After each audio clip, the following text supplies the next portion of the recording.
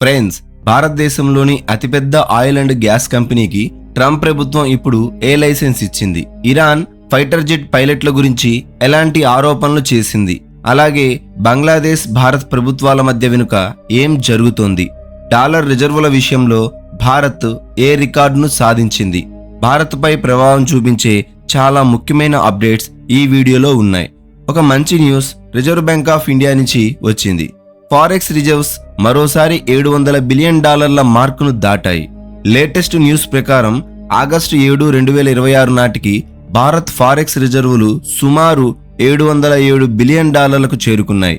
ఈ ఒక్క వారంలోనే సుమారు $14.1 బిలియన్ పెరిగాయి. ఆర్బీఐ డేటా ప్రకారం గత వారం భారత విదేశీ మారకద్రవ్య నిల్వలు 14.14 బిలియన్లు పెరిగాయి. దీంతో ఫారెక్స్ రిజర్వులు 692.87 బిలియన్ల నుంచి 707.002 బిలియన్లకు చేరుకున్నాయి. జూలై 31 నుంచి ఆగస్టు 7, 2026 వరకు వచ్చిన ఈ పెరుగుదల చాలా పెద్దది. ఇందులో ముఖ్యంగా ఫారెన్ కరెన్సీ ఆస్తులు 9.95 బిలియన్లు, బంగారు నిల్వల విలువ సుమారు 4 బిలియన్లు పెరిగాయి. ఫిబ్రవరి 27న భారత్ ఫారెక్స్ రిజర్వులు రికార్డు స్థాయిలో 728.49 బిలియన్లకు చేరుకున్నాయి. ఆ తర్వాత అంతర్జాతీయ పరిస్థితుల కారణంగా రిజర్వులు తగ్గాయి. ఇప్పుడు మళ్లీ వరుసగా పెరుగుతూ 700 బిలియన్ల స్థాయిని దాటాయి.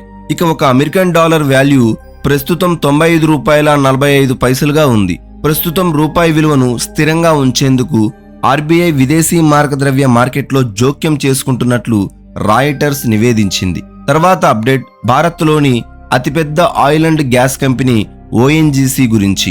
అమెరికా వెనిజులాకి సంబంధించి ఓఎన్జీసీ ఒక ముఖ్యమైన అనుమతి ఇచ్చింది.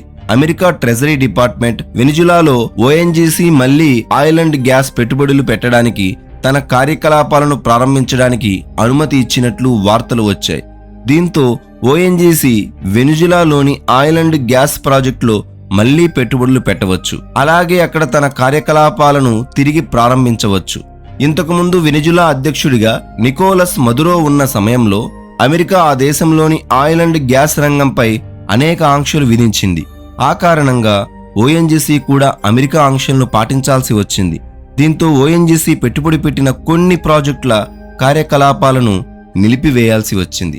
రిపోర్టుల ప్రకారం వెనిజులాలో ఓఎన్జీసీ పెట్టుబడులకు సంబంధించి సుమారు $600 మిలియన్ల ఆదాయం అక్కడే నిలిచిపోయింది. అమెరికా ఆంక్షల్లో బ్యాంకింగ్ రంగం ఉండడంతో ఆ డబ్బును వెంటనే బయటకు తీసుకురావడం ఓఎన్జీసీకి సాధ్యం కాలేదు. ఇప్పుడు అమెరికా నుంచి వచ్చిన ఈ కొత్త అనుమతితో ఓఎన్జీసీకి వెనిజులా ప్రాజెక్టులను తిరిగి ప్రారంభించే అవకాశం లభించింది. ఇప్పుడు ఓఎన్జీసీ విదేశ్ లిమిటెడ్కు వెనిజులా నుంచి వచ్చే డివిడెండ్ ఆదాయం, పాత పెట్టుబడుల రాబడి మళ్లీ అందే అవకాశం ఉంది. ఇప్పటి వరకు ఖచ్చితమైన మొత్తం ఓఎన్జీసీ విదేశ్ స్వయంగా చెప్పలేదు. అయితే వార్తా కథనాల ప్రకారం వెనిజులాలో ఆ కంపెనీకి కనీసం $600 మిలియన్లు నిలిచిపోయినట్లు చెబుతున్నారు. ఇప్పుడు ఆ మొత్తం తిరిగి పొందే అవకాశం కూడా ఉంది. వెనిజులాలో ఓఎన్జీసీ విదేశ్కు 2 ప్రధాన ప్రాజెక్టులో వాటాలు ఉన్నాయి. అవి శాన్ క్రిస్టోబల్ ఫీల్డ్లో 40% వాటా, క్యారాబోబో 1 ప్రాజెక్టులో 11% వాటా. ఇప్పుడు కార్యకలాపాలను తిరిగి ప్రారంభించడానికి లైసెన్స్ రావడంతో ఈ 2 ప్రాజెక్టులను తామే ఆపరేట్ చేసే బాధ్యత తీసుకోవాలని ఓఎన్జీసీ విదేశ్ చూస్తుంది. అంతేకాకుండా ఈ కంపెనీ అమెరికా ట్రెజరీ డిపార్ట్మెంట్ నుంచి మరికొన్ని ప్రత్యేక అనుమతులను పొందేందుకు ప్రయత్నిస్తుంది. అవి వస్తే వెనిజులా ప్రభుత్వం ఇతర భాగస్వాములతో కలిసి కొత్త ఆయిల్ అండ్ గ్యాస్ ప్రాజెక్టుల్లో కూడా పెట్టుబడులు పెట్టే అవకాశం ఉంటుంది. అంటే ఇప్పటికీ ఉన్న 2 ప్రాజెక్టుల్లో ఓఎన్జీసీ కార్యకలాపాలను కొనసాగించడమే కాకుండా భవిష్యత్తులో వెనిజులాలో మరిన్ని ఆయిల్ గ్యాస్ ప్రాజెక్టుల్లో పెట్టుబడులు పెట్టే అవకాశం కూడా ఉంది. సింపుల్గా ఇది ఓఎన్జీసీ విదేశ్కే కాకుండా భారతదేశానికి కూడా ముఖ్యమైన పరిణామం. ఇప్పటి వరకు వెనిజులాలో కార్యకలాపాలను తిరిగి ప్రారంభించే ముందు అమెరికా ఇచ్చిన లైసెన్సులు చాలా తక్కువ కంపెనీలకే లభించాయి. వాటిల్లో ఒకటి అమెరికా కంపెనీ, 2 బ్రిటన్ కంపెనీలు, మరొకటి స్పెయిన్కి చెందిన కంపెనీలకు ఈ లైసెన్స్ రావడంతో ఓఎన్జీసీకి భవిష్యత్తులో $బిలియన్ల ఆదాయం వచ్చే అవకాశం ఉంది. ఆ ఆదాయం చివరికి భారతదేశానికే వస్తుంది. అందుకే భారత్కు అమెరికాతో ఉన్న సంబంధాలు కూడా ముఖ్యమైనవే. అమెరికా సహకారం లేకపోతే వెనిజులాలో ఉన్న భారత పెట్టుబడులు, అక్కడి నుంచి రావాల్సిన ఆదాయం మరింత కాలం నిలిచిపోయే అవకాశం ఉండేది. ఇక తర్వాతి అప్డేట్ ఆపరేషన్ సింధూర్. రిటైర్డ్ భారత army chief general Upendra Dwivedi తెలిపిన వివరాల ప్రకారం పహల్గాం దాడికి ప్రతీకారంగా చేపట్టాల్సిన ఆపరేషన్ కి మొదట సైన్యం ఆపరేషన్ టులిప్ గార్డెన్ అనే పేరును సూచించింది. కాశ్మీర్లోని ప్రసిద్ధ టులిప్ గార్డెన్ పేరు పెట్టాలని సైన్యం భావించింది. అయితే ఆపరేషన్ కు సింధూర్ అనే పేరును భారత నరేంద్ర మోదీ స్వయంగా ఎంపిక చేసినట్లు రిటైర్డ్ ఆర్మీ చీఫ్ వెల్లడించారు.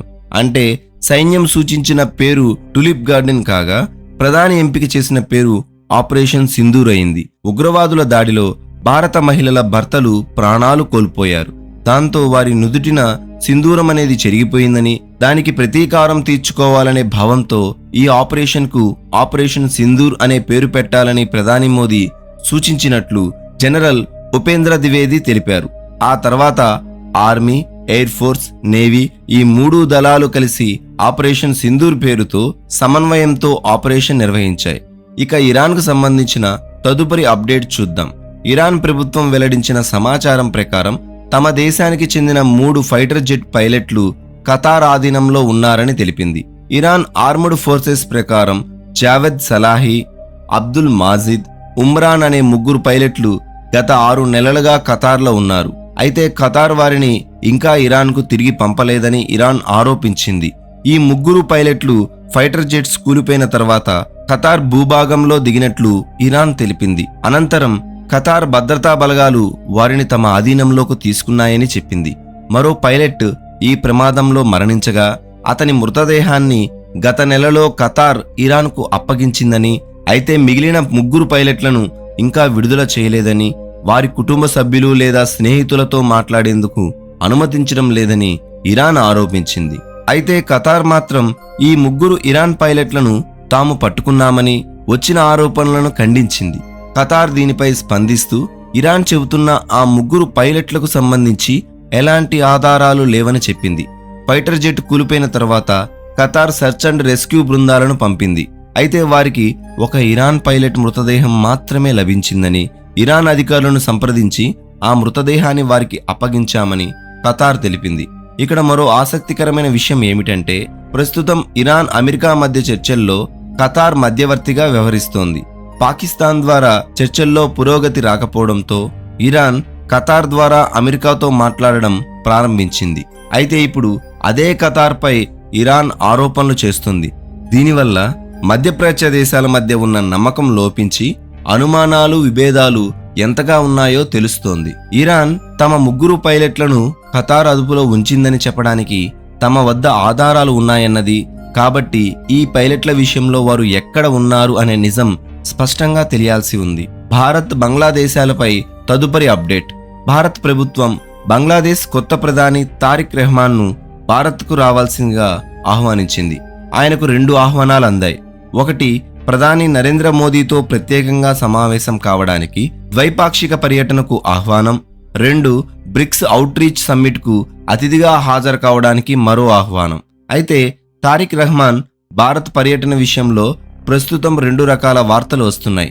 మొదటి వార్త ప్రకారం ఆయన ఆగస్టు చివరి వారంలో భారత్కు వచ్చే అవకాశం ఉంది. ఆగస్టు 24 లేదా 25న 2 రోజుల పర్యటన ఉండొచ్చు. అయితే తేదీలు ఇంకా అధికారికంగా ఖరారు కాలేదు. ఆగస్టు 20 నుంచి 25 మధ్య ఏవైనా 2 రోజులు ఆయన భారత్కు రావచ్చు. ఆయన తర్వాతి నెలలో జరిగే బ్రిక్స్ సమ్మిట్కు భారత్కు రాకపోవచ్చని వార్తలు వస్తున్నాయి. అంటే బ్రిక్స్ అవుట్రీచ్ సమ్మిట్కు ఇచ్చిన ఆహ్వానాన్ని ఆయన తిరస్కరించారు. దాని బదులుగా ముందుగానే ఆగస్టులో భారత్కు వచ్చి ప్రధాని మోదీని కలవాలనుకున్నారు.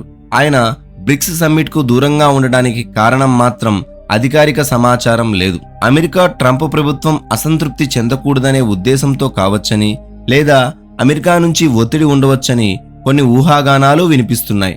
కారణం ఏదైనా ప్రస్తుతం మొదటి వార్త ప్రకారం బంగ్లాదేశ్ ప్రధాని తారిక్ రెహమాన్ బ్రిక్స్ సమ్మిట్కు హాజరు కాకపోవచ్చు. అయితే అంతకుముందు ఆగస్టు 20 నుంచి 25 మధ్య ఏదైనా 2 రోజుల్లో భారత్కు వచ్చి ప్రధాని మోదీని కలిసే అవకాశం ఉంది. ఇక రెండో వార్తను ది ట్రిబ్యూన్ ప్రచురించింది. ఆ న్యూస్ ప్రకారం తారిక్ రెహమాన్ భారత్ ముందు ఒక షరతు పెట్టినట్లు చెబుతున్నారు.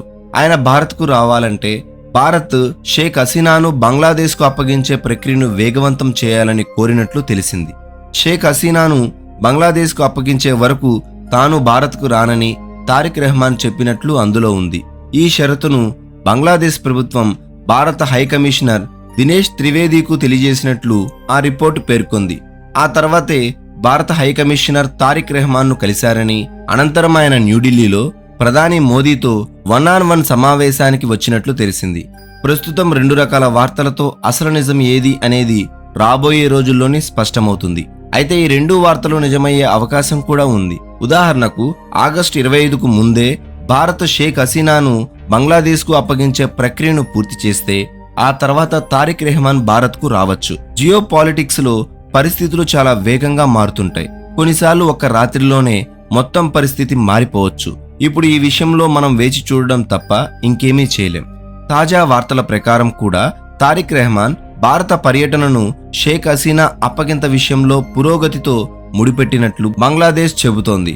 అయితే భారత్ మాత్రం అప్పగింత అభ్యర్థనను తన చట్టపరమైన ప్రక్రియలో పరిశీలిస్తున్నట్లు తెలిపింది.